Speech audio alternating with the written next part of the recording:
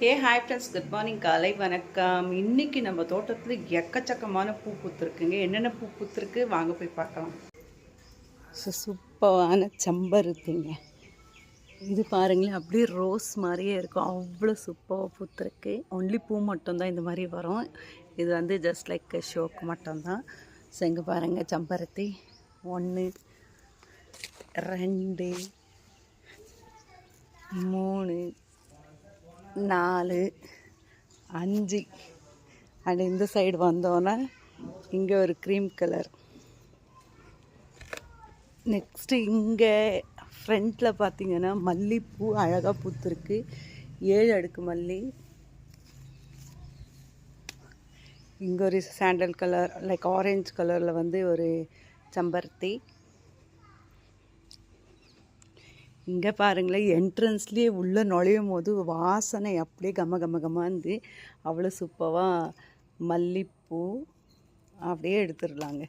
ஒன்று எவ்வளோ பெருசாக பயங்கர ஸ்மெல்லுங்க.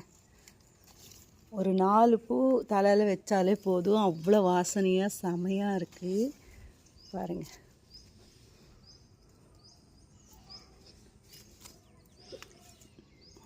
இது கட்டி வச்சாலே போதும், அவ்வளோ சூப்பராக இருக்கும்.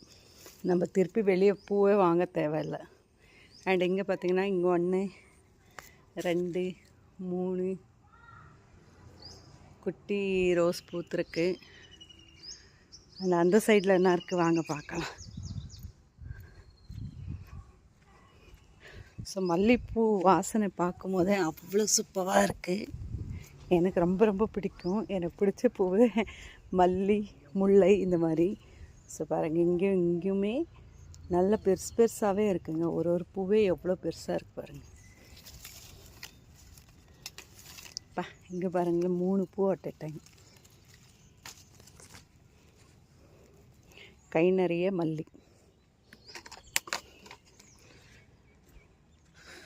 இங்கேயுமே பார்த்தீங்கன்னா பட்டன் ரோஸ் சூப்பராக பூத்துருக்கு, அழகாக இருக்குது. மக்கள், இந்த செடி என்னன்னு பார்த்தீங்கன்னா மெல்பெரி. சூப்பராக இப்போ தான் பழுக்க ஸ்டார்ட் பண்ணியிருக்கு பாருங்கள்.